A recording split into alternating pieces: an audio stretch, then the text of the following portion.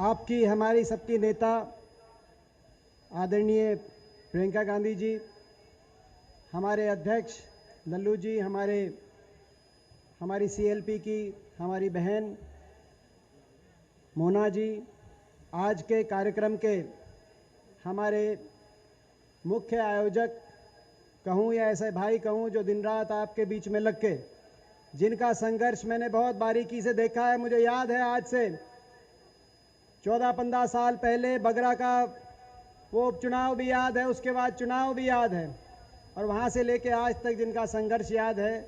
नाम मुझे एमपी साहब का, हरिंदर मलिक जी का पहले लेना चाहिए, मगर भाई से भतीजा प्यारा, हम पंकज का नाम पहले लेंगे।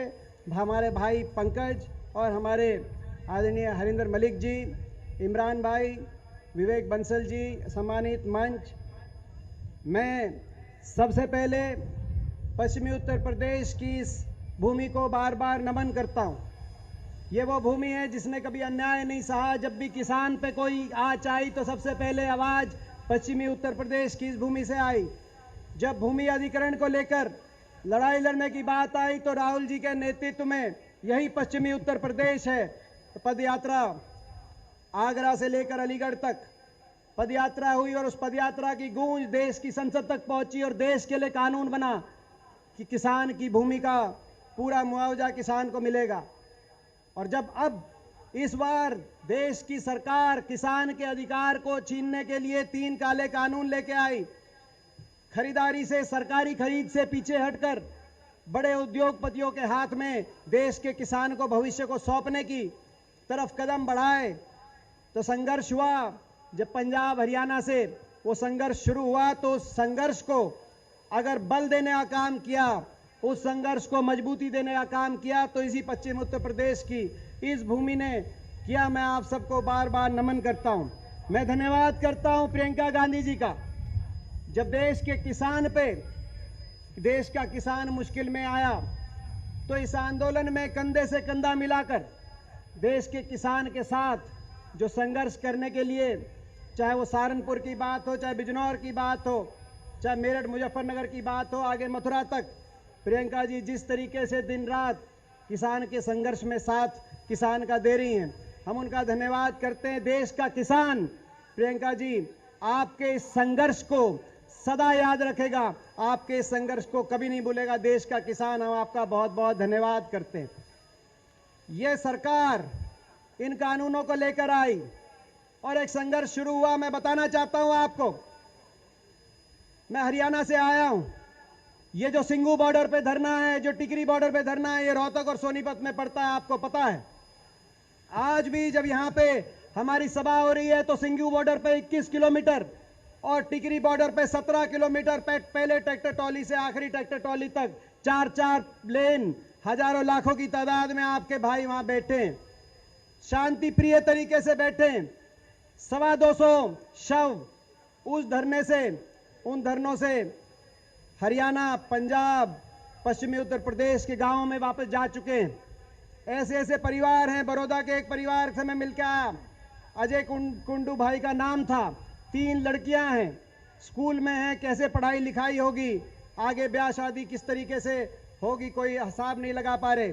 मगर सरकार ने इस शांति प्रिय संघर्ष, जिस संघर्ष की गूंज पूरी दुनिया में गई, और मेरा मानना है आजादी की लड़ाई के बाद सबसे बड़ा संघर्ष ये पूरी दुनिया ने देखा है।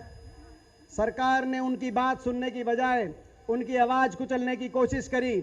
ऐसी असंवेदनशीलता दिखाई कि जब सदन के अंदर राहुल जी ने संवेदना व्यक्त करने के लिए, शोक प्रकट करने के लिए, इन 250 परिवार के लिए राहुल जी ने कहा कि एक बार आप इनके लिए कुछ कर नहीं सकते, इन परिवारों के लिए, तो कम से कम खड़े होकर 2 मिनट का मौन रखने का काम करिए। तो पूरे देश ने देखा, पूरी दुनिया ने देखा, समूचा विपक्ष उनके नेतृत्व में खड़ा हुआ, मगर सत्ता पक्ष उस समय भी मजाक और हंसी की आवाज सत्ता पक्ष की तरफ से आ रही थी। टीस हुई दिल में, किसान के बेटे के रूप में, एक देश के नौजवान के रूप में हमारे दिल में टीस हुई। ऐसा कौन सा घमंड है, ऐसा कौन सा अहंकार है। मैं आप सबसे पूछना चाहता हूं, ये जो घमंड है, ये जो अहंकार है, इसको उत्तर प्रदेश में आप सब प्रियंका जी के नेतृत्व में तोड़ोगे कि नहीं तोड़ोगे, मैं आपसे पूछना चाहता हूं। किसान के लिए नहीं तो इंसान के लिए ये कौन सा राजहट है? अपनी प्रजा की बात मानने से कोई राजा छोटा नहीं होता, अपनी प्रजा की बात मानने से किसी की हार नहीं होती। मगर ये कौन सा राजहट है? ये घमंड है, ये अहंकार है। और आज इससे आप और हम मिलकर जो लड़ाई लड़ रहे हैं, उस लड़ाई में आज इतनी बड़ी आहुति पूरे बगरा, चरथावल, मुजफ्फरनगर क्षेत्र ने इतनी बड़ी आहुति दी है। मैं आप सबका धन्यवाद करता हूं। बात हो रही थी इमरान जी ने, मैं एक बात कहते हुए अपनी बात समाप्त करता हूं। इमरान जी कह रहे थे कि उत्तर प्रदेश में एक फैसला लेना चाहिए कि जो बीजेपी के सांसद विधायक हैं उनसे इस्तीफा दिलाओ, नहीं तो समर्थन लो। हमने एक और फैसला ले लिया हरियाणा में, जमुना पार। आपको याद होगा जब कांग्रेस की सरकार थी हमारी, वहां पे तो आप जाते थे, गन्ना महंगा बेच के आते थे, डीजल सस्ता खरीद के लेके आते थे। पॉपुलर महंगा बेच के जाते थे जमुनानगर में, डीजल सस्ता खरीद के लेके आते थे। उसी हरियाणा ने आज फैसला, जाते थे कि नहीं जाते थे, मैं आप सबसे सवाल पूछता हूं। उसी हरियाणा ने आज फैसला कर लिया है, एक एक गांव से आपको आवाज आ रही है कि भारतीय जनता पार्टी के सत्ता दल के चाहे मंत्री हो, चाहे मुख्यमंत्री हो, चाहे विधायक हो, सांसद हो, हर गांव में उनकी एंट्री पे रोक लगा दी गई है। आपको ने देखा मुख्यमंत्री जी वहां पे खट्टर साहब प्रोग्राम नहीं कर पा रहे अपने विधानसभा क्षेत्र में, तो दुष्यंत चौटाला अपने उप मुख्यमंत्री कार्यक्रम नहीं कर पा रहे। तो मैं आप सबसे यह आग्रह करना चाहता हूं, आप तो हमेशा आगे रहते हो, तो जब हरियाणा ने फैसला कर लिया, पंजाब का नगर निगम का चुनाव हुआ, उसका नतीजा भी आपने देखा होगा।